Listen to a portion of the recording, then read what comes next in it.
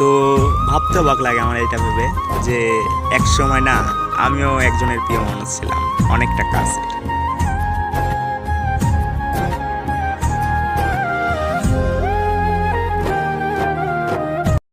কিছু স্মৃতি রয়ে গেছে প্রিয়, আমি তোমার স্মৃতিতেই পরিপূর্ণ।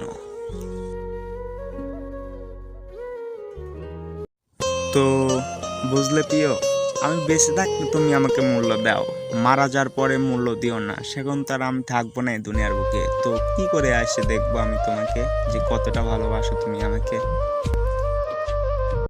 প্লিজ ওয়েট মি জান, এমনভাবে চলে যাব তোমার জীবন থেকে নামে যে যেখানে গেলে কেউই আর ফিরে আসতে পারে না এই দুনিয়ার বুকে, হাজার খুঁজেও আর পাবা না তুমি আমাকে।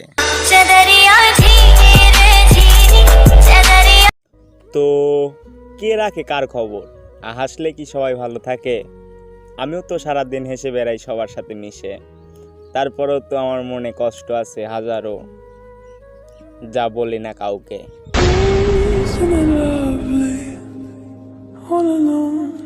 তো আমি জানি তুমি কখনোই ফিরবে না এই মনের নীড়ে, তবুও আমি সারা জীবন অপেক্ষায় থাকবো তোমারই জন্যে।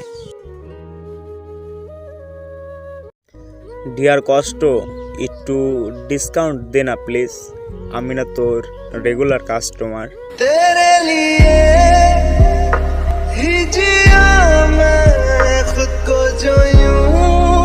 প্যারা নিও না জান, তুমি নাটক বানাইছো না, আমি ছবি বানায় ফেরত দেবো তোমাকে।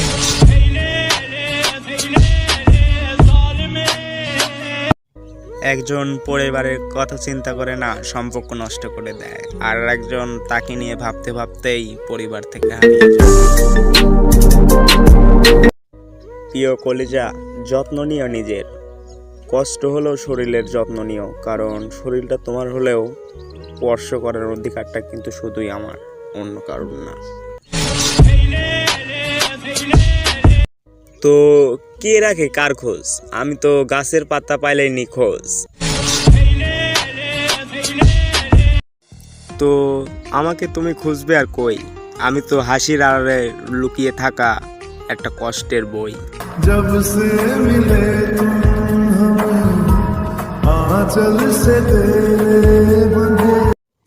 এই প্রিয় শোনো না, ডুবেছি আমি তোমার প্রেমে, লোডশেডিং শুধু নেটওয়ার্কে, বুঝলা, এই জন্য তোমার কাছে মেসেজ যাচ্ছে না।